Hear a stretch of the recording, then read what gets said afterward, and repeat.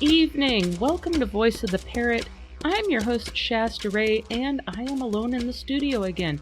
The giant dog was down here for a little bit, but he went upstairs. I gave him a chew bone, and I think it made him thirsty. He needed a drink. So he's hanging out on his dog bed upstairs. I guess he didn't want to come back down, which is okay. He tends to snore really loudly when he comes down here, so I don't mind the unnecessary editing on the final cut of this episode. So anyway, oh my gosh, I had the best trip to go see Mile High Parrot Supply this weekend.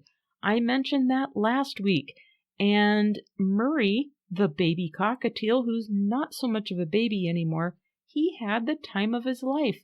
I think this was the third time I've taken him up there to visit, and this time was a major turning point. He's always done really, really well, but this time he seemed very excited to go into his carrier. He seemed very excited to be there, and he even did some showing off and talking and a little bit of singing for them, so that was really, really cool. I also took Bug along, and he was super chill, and he just hung out and made everyone happy with his little cuteness. He is so poofy and adorable, and he's just so accepting of everybody that he was just a joy to take along. So it was a wonderful, wonderful day, and picked up a toy order, picked up a big bag of birdseed and some other treats for them, and I am ready to go. Oh my goodness. If you're out there in the United States and you have not checked out their website yet, milehighparrotsupply.com, and use promo code VOICE20. That's VOICE20. That will get you 20% off of your order, not including live birds. So anyway, if you would like a little bit of a discount off your order, there you go.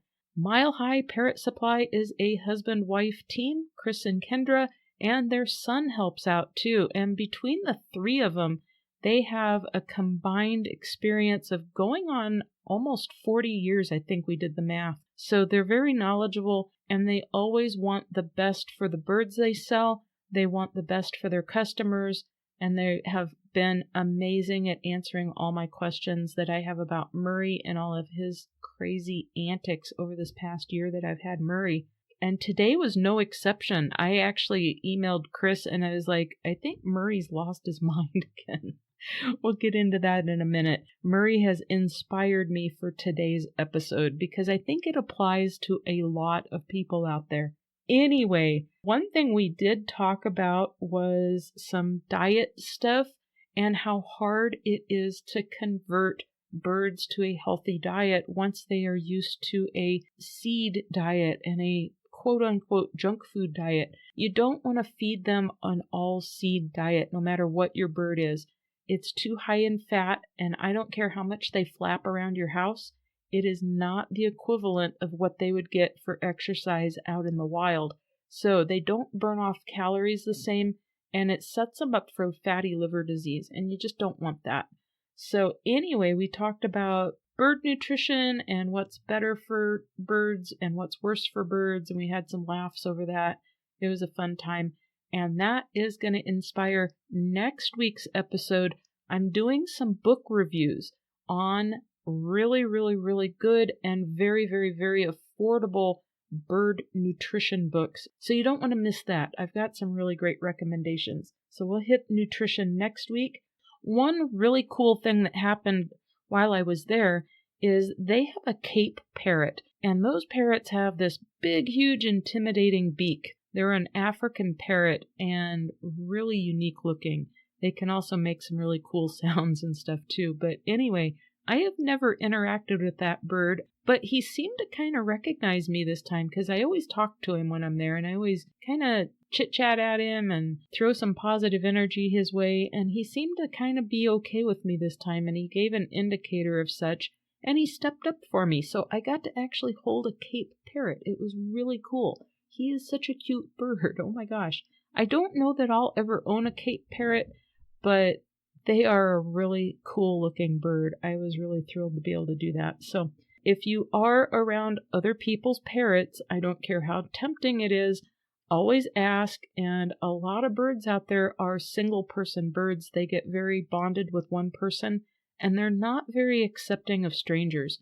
So you could get yourself bit pretty easily if you just go reach for a bird that doesn't know you. But I thought it was really cool that one just seemed to be real chill with me this time. He seemed to remember me. Birds are highly, highly intelligent, and they're very, very complex animals. Do not underestimate how amazing they are. So always make sure that you keep their intelligence levels in mind, because sometimes that's going to also play into aggression and stuff. If they get really bored and you're not keeping them mentally stimulated enough, you're going to get some behavior problems. So that's my whole point of saying that, is just how intelligent they are. And they have the capacity to remember for quite a long time. So all of their birds are really well behaved and seem very enriched and get lots of toys and lots of attention. And that's really cool to see. I love seeing breeders out there that are just doing it right. And they just want what's best for the birds and the people that adopt them. So right on for Mile High Parrot Supply for doing it right. And with that said, let's get into this week's episode. Spring is trying to spring into action. You may be seeing some really weird and unusual behaviors out of your birds. That's because this is mating season, and hormones are going to be crazy and all over the place. So speaking of bird breeders and people that own birds and birds that are going through hormonal changes this time of year, let's talk about being a little bit responsible and doing what's right for your bird when it comes to hormones. So, if you've got a seasonal bird like this, or I've got the cockatiel, which they seem to go into hormonal overdrive this time of year, they'll produce babies all year long, but it seems like spring really triggers that. And also, that said, I have been in a number of different bird groups, kind of surfing around and just seeing posts and stuff. And there are a lot of people out there that just don't seem to know what's going on with this whole topic. So if you've got a bird, I really want to encourage you to not produce baby birds. If you don't know what you're doing, you've never done this before, you don't have any education on this, you can get yourself into some problematic situations. And if you ask me, it is a lot better to just kind of learn how to navigate this. Please do not feel obligated to produce baby birds. Leave that to the experienced breeders. And then when it comes to these little birds that breed really quickly and readily, like cockatiels and budgies in particular, if you got your bird at a pet store, you do not know what its genetics are. You do not know if it was raised responsibly or not. If you picked out two birds at the pet store, you don't even know if they're related or not. They're not going to tell you. So you don't want to get into genetic problems by inbreeding them and that sort of thing. I always encourage people with budgies, you do not have to get a male-female pair. You will do just fine by getting two males or two females. But if you do get two females or a male and a female, please consider getting separate cages for them. Female budgies, even though they're cute and they're little and they're tiny little birds, they can be very, very, very brutal when it comes to their space. So, if you want to avoid babies happening, it's actually best let the females have their own cage and their own space. This is being responsible. And remind yourself that us humans are the ones that put emotional value on our reproductive organs. For the birds or any other animal, this is an instinct that they go through, and it is not an emotional need. They are not going to feel emotionally incomplete if they're not allowed to make babies. And a lot of people lose sight of that. Us humans go through, we want to reproduce, we want children, we want the experience of raising children, we want our parents to have grandchildren, and all the good things that come with having babies, right? But birds don't view things this way. For them, it is an automatic response. It is something that they do to perpetuate the species. We don't need to do this when they're in captivity. So I've been seeing a lot of people making some mistakes online. I just want to go over a few things for anyone that's just unaware of this. First off, birds really like to go into a small enclosed area or a nesting box to do their thing and reproduce. Do not supply a nesting box. It is not necessary. It will trigger their hormones. It will make them reproduce. And then it seems like people are running into a lot of problems, especially if they really don't know what they're doing. And one of those problems is the parent bird can start plucking the baby or even killing them. One person posted recently that they just didn't know why. They kept letting their birds breed and breed and breed and lay eggs and lay eggs and lay eggs, and the babies would get to a certain point and then the parents were just killing them violently. So this is really irresponsible behavior. First off, you're not really understanding how it works, especially with budgies. They will keep laying eggs until they reach a certain number of eggs. They will raise that clutch, and then they want the babies gone so they can produce some more. The more you have that nest box in there, the more it's going to signal them to just keep reproducing. And the more you keep the male and female in together, they will just keep reproducing. So one thing is keep them separate and let them play together in a common area during the day. So what I do with my birds is each one has its own cage. They all have their own personal space, and they go into their cages at night. And then during the day, they are out. They have a common area. I've got a play gym. They play in and out of each other's cages all day. And there is one central area where I put food and water, and they all kind of feed there. And then I change things up. Other things that are going to trigger your bird to want to reproduce is petting them inappropriately. So just remember, they are not a cat, they are not a dog, and you cannot pet them like you would pet a cat or a dog. Their reproductive organs are really close to their backs. So when you pet them down the length of their back, you're actually stimulating them in a sexual manner, and it will frustrate them. Remember, these are wild animals that we keep in our homes. They are captive bred and captive raised. It does not mean they're domesticated, and it does not mean they are exempt from certain things going on. And a lot of people are just unaware of this. So if you're going to pet your bird, keep it on its neck and head and feet only. Those are the only places you should be touching your bird at all. And there are some exceptions. If you have to do an exam on your bird, it has a spot on its wing or something you need to look at. That's a little bit different. When it comes to your regular physical interaction with them, just keep it at neck scritches and keep it at head scritches. You can pet their beak if it allows you to, and their feet. Budgies are not going to let you touch them like that. They're just kind of a hands-off bird. They'll perch on your finger, they'll talk to you, they like attention, but they don't like to be touched. So also just respect your bird's need for that kind of boundary. It's not about what we want, it's about what's best for the bird. Another thing you don't want to do is have a mirror or a reflective surface, because they can trigger on that. They'll think it's a mate. When they show attention to that mirror, the bird in the reflection is giving them attention back. They get that kind of garbled in their head. They don't understand that it's a reflection and not a real bird. So that can trigger some hormonal behavior. And another thing is how much daylight they get every day. You want to keep their cage covered about 12 hours and let them have about 12 hours of light. That signals longer days and not breeding season. So try to keep them hormonally low. You don't want them all charged up and have these raging hormones going on. It is not necessary to allow your birds to breed at all. Please be responsible with this. Here again, you may not know the genetics. You may not know what you're doing. I've also seen a lot of people out there that they just think they're doing just a fine job letting their bird have babies after babies after babies, and all they're feeding it is an all-seed diet. Well, they fly around during the day. It's okay. They get exercise. They're still not getting the same amount of exercise as they would in the wild, and they're not getting proper nutrients. And what that means to you, the bird owner, is that the female especially, if she just keeps producing eggs and keeps producing eggs and keeps producing eggs, the calcium for those shells has to come from somewhere, and it comes out of their bones.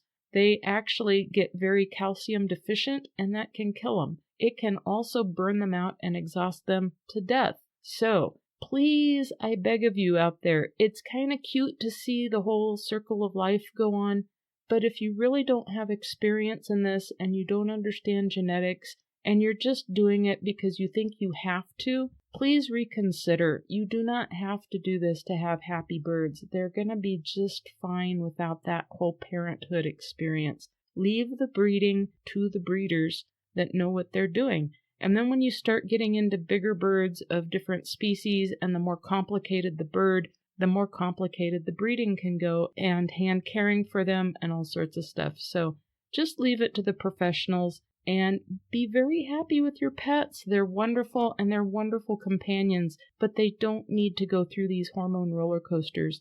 A couple things that you can do to help eliminate these hormonal roller coasters that they get on is to rearrange their cages. So swap out toys, change out the perches, put different perches in, change where they're at, move the food dishes around, all sorts of stuff like that, so the environment changes every couple of weeks. And what that does is it makes them feel like, well, this isn't a real stable environment. Everything keeps changing. This is not a good time or a good place to have babies. It's too unpredictable. Now, it won't stress them out, and it's not going to hurt them. It will actually help keep their hormones at a lower level and not so charged. In the case of my budgies, I've got these split cages with a divider and they're stacked on top. So I've got a kind of a fourplex. So every now and then I'll switch out which cage the birds are in. I'll just change the cages that they even reside in. That'll kind of throw them off. You can rearrange the furniture in the room that they spend most time in and change things just in the room, generally speaking. And I don't really have any experience with this, but I do know that you can go online and buy fake eggs. And that's going to help prevent them from just having clutch after clutch after clutch and continuing to reproduce. They have a little bit of an automatic recognition in their mind that once they hit a certain number of eggs, that they should stop producing eggs. So I think with budgies, it's around 6 to 7. I think also with cockatiels. And here again, just allowing them to continually produce eggs is going to burn out the females or create that chance. And you just don't want to do that. You don't want to hurt your birds by letting them exhaust their bodies. They don't know any different. And if you put these fake eggs in there, it gives them a little bit of a chance to nurture those eggs. Nothing's going to happen. Their bodies will shut down that whole mission to reproduce. They'll stop producing eggs. And then when those eggs don't hatch, they'll just kind of go back into a different state where their hormones aren't nearly as charged. And so then they don't really reproduce. And then here again, don't house the males and females together. Give them each their own separate space.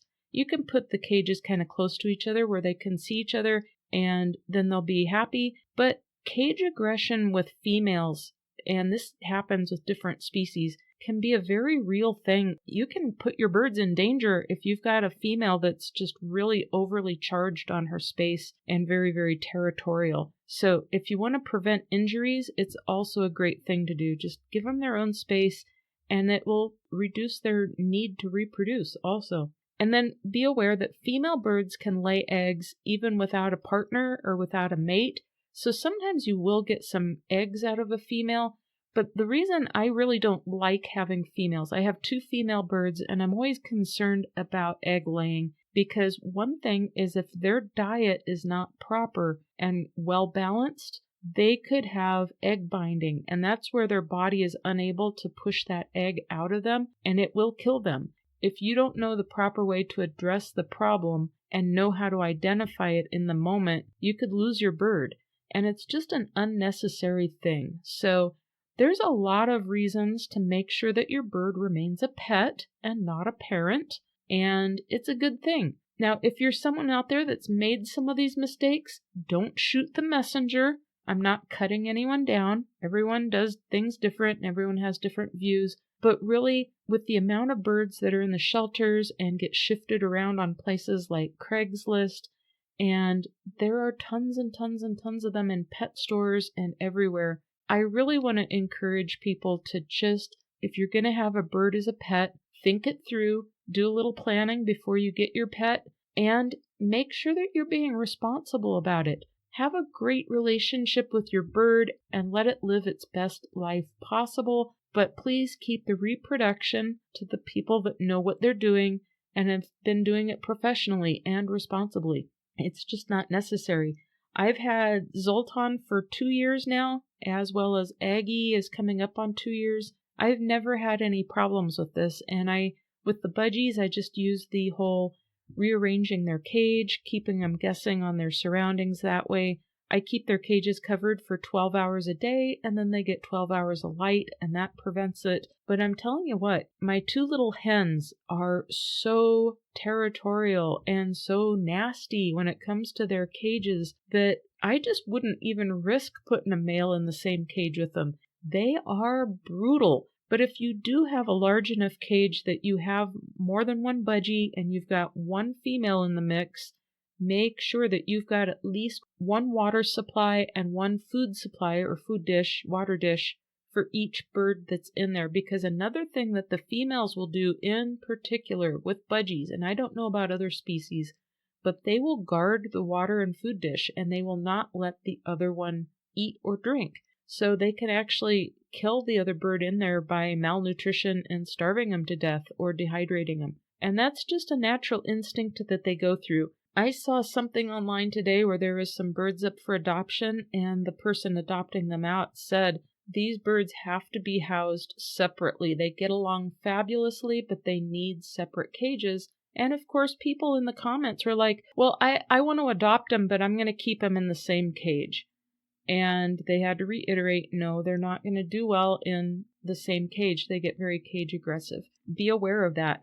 It's not what we think as humans or think the perfect scenario would be, or it's easier for us to only have one cage because then we don't have the expense of 2 cages or whatever our thinking is. It's not about us. It's about what's best for the birds, and it's about what's keeping them at peace with each other so they're not stressed out, they're not hurting each other, and they're not amped up in the wrong ways all the time. It's a very real struggle when it comes to keeping birds. So enjoy your birds, have a lot of fun with them, but please keep doing ongoing self-education and learn all you can about these creatures, because you can get yourself into some very heartbreaking situations and problems, and it's best to just avoid it before it ever has a chance to happen. It's not that hard to do. And all it does is just take a little bit of forward thinking on your end to have a well-adjusted, balanced pet that isn't stressed out for the wrong reasons.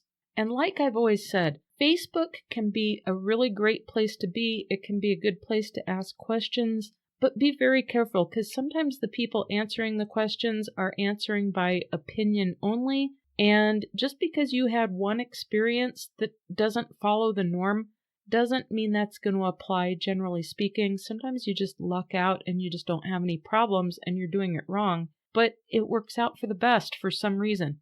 All bets are off when you have a wild bird or a wild animal that's been raised in captivity. It alters their behavior, but they still have a lot of wild instincts.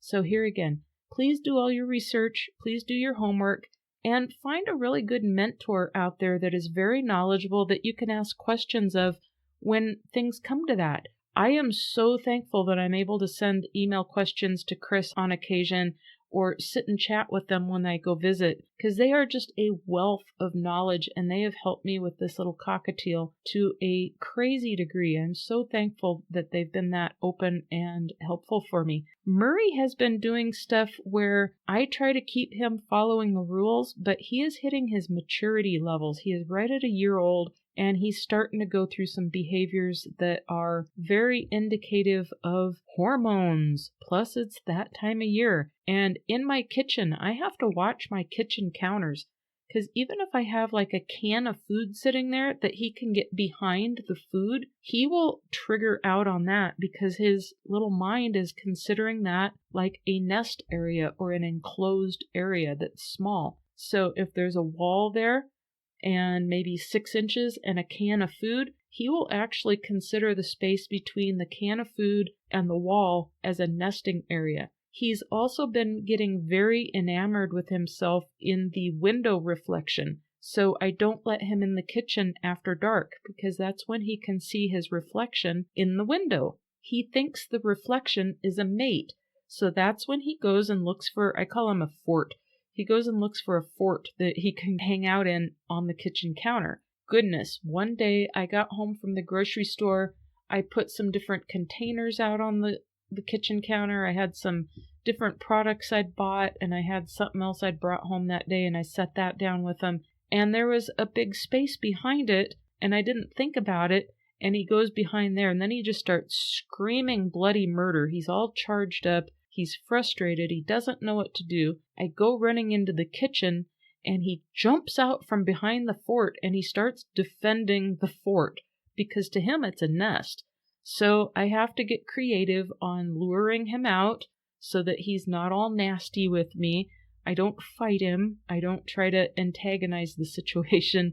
I just try to work with his mentality to get him away from it so that I can disassemble whatever it is he's perceiving as such. And sometimes it's just not going to be what you would traditionally think a nest box would be. It can be whatever works for their head for that situation. And for him, being right at a year old, his hormones are raging. So I have to be creative quite often. And what I've been doing is during the day, I encourage him to come down into the basement with me when I'm cleaning or reorganizing or doing any kind of tasks that I need to do. And getting him out of his normal environment helps, as well as just giving him something else to think about and watch. That helps a lot too. So they get into some ruts and some grooves that way, and that can trigger them, I think. But it just depends on your bird and how old it is. Once they hit maturity, those hormones can rage at any time. So just be careful out there, people. Do what's right for your bird. And with that said, go play with your birds. Go enjoy them. Have a great evening. I think I'm just going to get this edited and published so you can all listen to it. And I hope you're having a great week. Like I said, next week I am going to be talking about some really great diet resources for you that are very affordable. So I have some bird nutrition books that you can get on Amazon, and I will be doing kind of a review on those and what they are and who wrote them. And that will give you some resources to do some of your own homework and experimenting with foods and see what works and doesn't work for your birds. Yay! It's a good thing, and it's a lot of fun. What I've been doing with my birds is trying to use whatever I feed them to feed myself so that I am working on my own health and my own nutrition at the same time. I live alone, so it's easy to get lazy and eat the wrong things. It's not good for you. Oh my goodness. Don't want that. We want to keep everyone living so that you outlive your birds and they don't outlive you. It's a very important thing. I know it's not fun to talk about, but it's very real. All right, that's all I got for you this week, folks. Have a great one, and we'll catch you next week. Bye-bye.